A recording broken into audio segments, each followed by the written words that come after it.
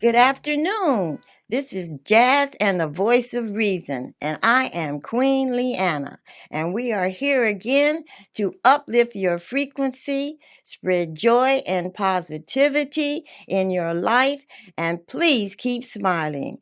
I am so excited to have my guests back again. I got so much positive feedback on the last podcast that we did together. And people just wanted to pick, I call him Dr. Dan's brain some more. So we're going to discuss just so many things. We'll tell you about that in a minute. But I have to introduce Edward Washington. He has more or less facilitated this whole situation by introducing me to Dan Hoyte, and Edward Washington, which knows a lot about energy, sun, solar energy, and he works for Water and Power. So we're going to pick his brains one day also. We just have so much to talk about and just not enough time. I would like to tell you about my introduction, the music. The music that you're hearing is by Miles Davis, and we will get into that another time too about his career and his music. But right now, we're going to get right into quantum physics from the Black perspective. And one thing I would really like to know that Edward had perked my inquisitiveness about the third eye, the pineal gland, saying that Black people have more strands. Would you tell me what you said when you told me that about the pineal gland, the third eye? Well, they did a study on the different type of primates and humans, and they did a study that said that the orangutan had like four different strands of DNA. I'm sorry, three different strands of DNA. The gorilla had four different strands of DNA. The chimpanzee had five. All other demographics of people had six different strands of DNA. And then when they did a test on Africans, it showed that they had nine different strands of DNA. So genetically, they were just wired just completely different. And I think between prior to, don't quote me on it 100%, I can't remember what it was, but during one of the wars, prior to that, they were saying that there was no use for like the pineal gland. That in other people it was calcified, but then when they started to do analysis on like different soldiers, they seen that theirs was not calcified and it was very much vibrant. So it gave them another perspective on like the pineal gland and its actual purpose. Well, I did not much research, but just a little, and I did see a video about the pineal gland. How do you pronounce it? Pineal. I say the third eye, right? But they cut the brain in half, and they were saying that all the glands and whatever you call the brain material had a coating over, and that might be what you're saying. The calcium put a covering over each individual. You call them, what do you call them, glands? Okay, gland. Well, the pineal gland. Okay, if you cut it in half, there's two of each, the right side of the brain and the left side of the brain. Yeah. But the pineal gland only has one, and it doesn't have that covering over it. Yeah. And they were saying if you look at it in color, that is very red because it's got more blood than any other biological part that's in the brain. Yeah. Because they're calling that the soul of the brain. Yeah. Now, I'm going to leave it to the scientists to give us some correct information. Well, actually, for me, the odd thing is while I was a pre-med student, I never got far enough into my training as a pre-med student to actually be able to speak to, what the difference is in the function of that gland would produce. However, just kind of based on my basic understanding of brain anatomy, it would seem to me that a larger surface, a larger volume for that gland would provide a greater output the hormones that gland makes, which obviously would what's the word I'm looking for? Which would cause a greater activation of those regions of the brain. Right, right. I found that very interesting because it mentioned that by it being the soul of the brain, that it was connected to the heart more because it received more blood. And when you say heart, that stems back to joy, to happiness, to compassion, to all those types of human feelings that we have that a lot of people don't use on this planet today. Yeah. And we need to use that. So through meditation, you can develop the third eye to produce more material that it produces when it's activated for that type of compassion, positivity, joy, gratefulness. And I just found that so interesting. Yeah. Yeah. You know, it's funny you mentioned the heart as being kind of the seat of the soul. Yes. And as soon as you mentioned that, I don't know why my mind flashed back to the Greek idea of where the seat of the soul was. And to the Greeks, it wasn't the heart. What was it?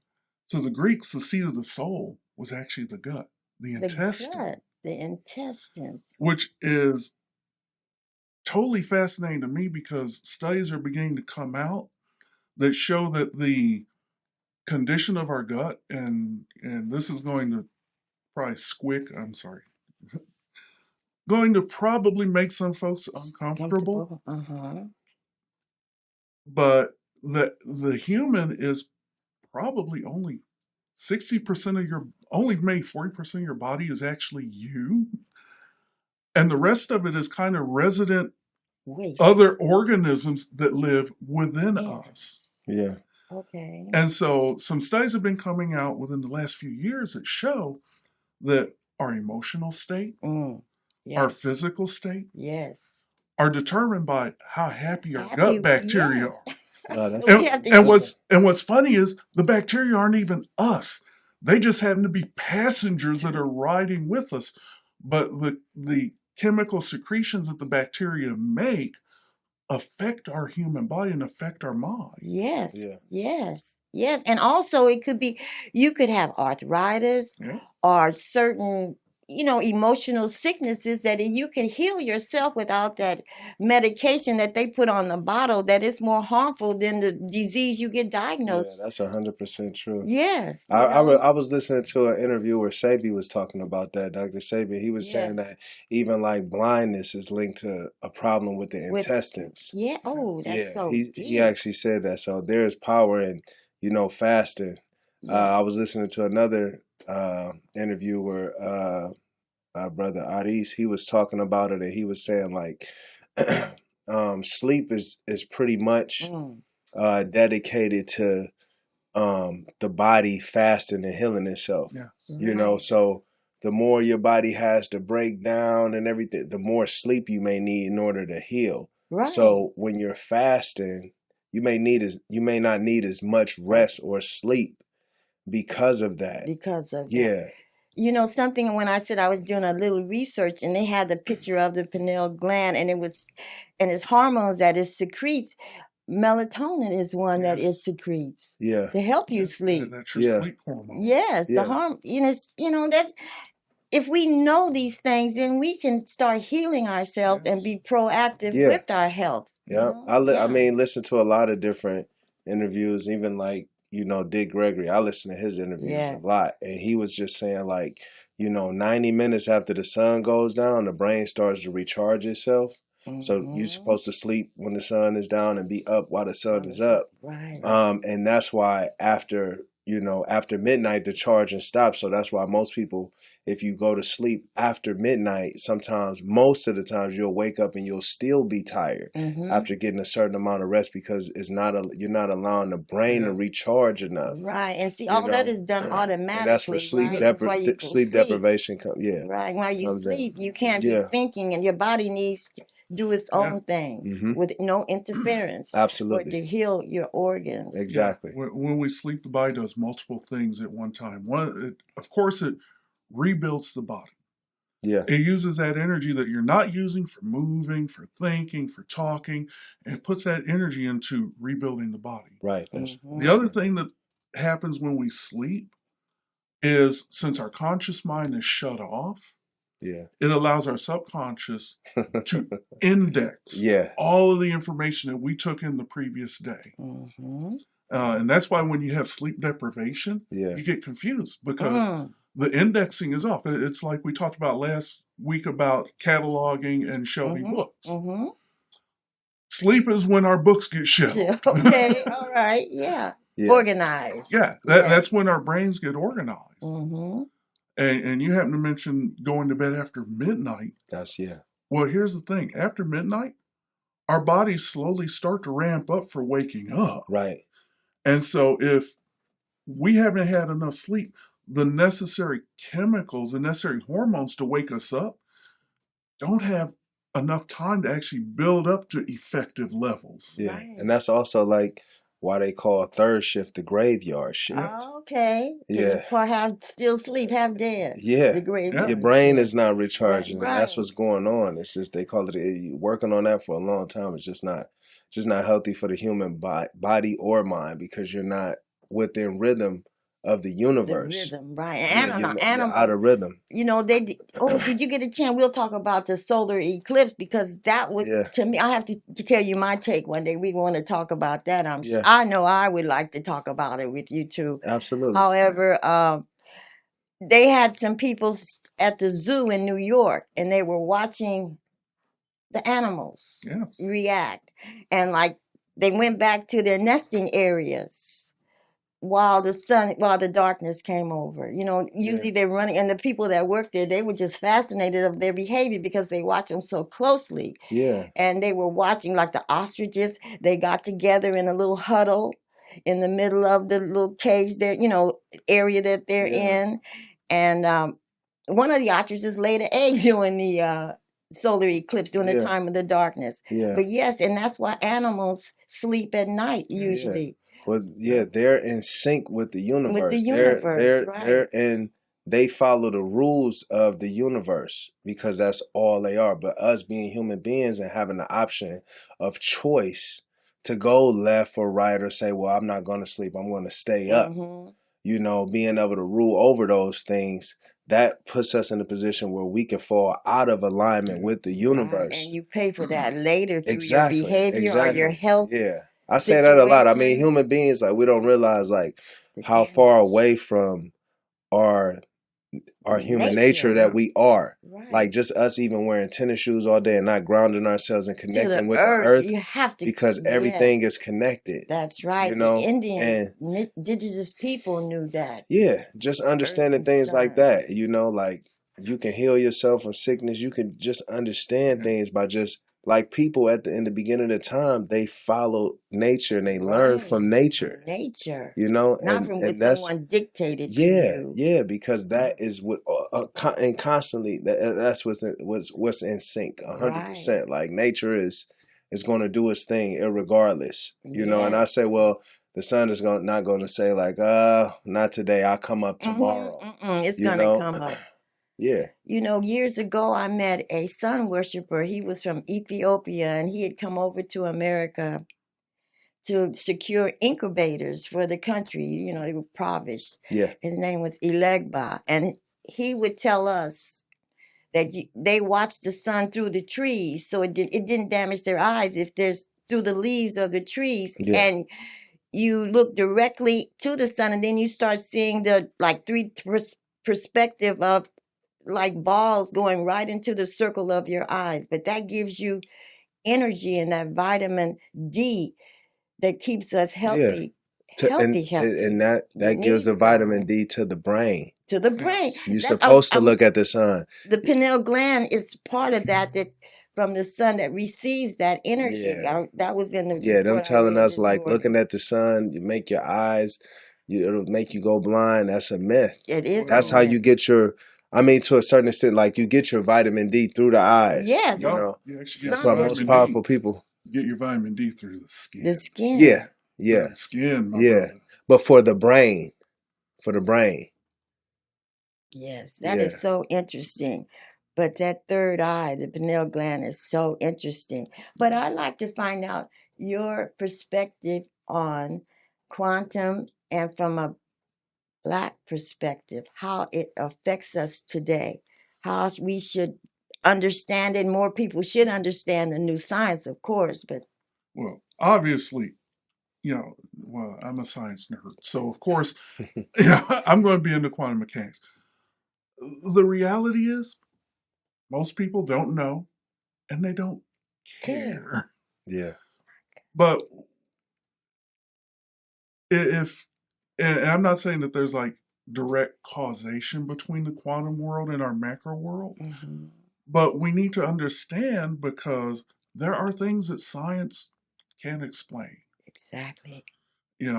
Right now, science does not have an explanation of how the quantum world actually connects to the macro world. We know what the quantum world does. We know how that operates. We have the mathematics for it. We know how the macro world operates. In fact, there are two theories that govern everything in the world. On the macro side, there's Einstein's theory of relativity, Einstein's theory of gravitation.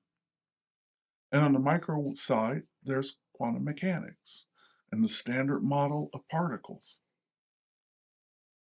We don't know how they connect. In fact, one of the greatest discoveries, we kind of touched on the idea of simulation universe last time we were together. Yeah. One of the greatest discoveries that science has made in the last 100 years is that we live in what amounts to a digital universe. So digital. Digital. In other words, quantum is just kind of another way of saying either it's there or it ain't. Yeah. Like yin or yang. Everything dual. Everything in the universe comes in discrete packets. For example, I could cut my phone in half and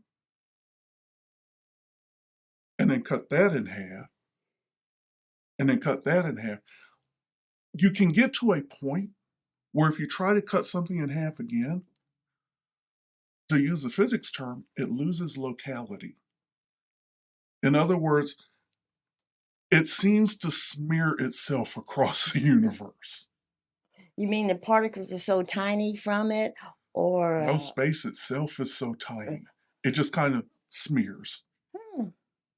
Disappears. Or it's there. Smears being like you smear some jelly on the smear with your fan. That's what if I were to put it kind of, in my audio engineering terms, if I take a wavelength and I keep cutting it, eventually it gets to the point where you can't actually tell what the wavelength is supposed to be doing because you don't have enough of the wavelength there. Okay, all right, okay. So at the very small, we are bounded.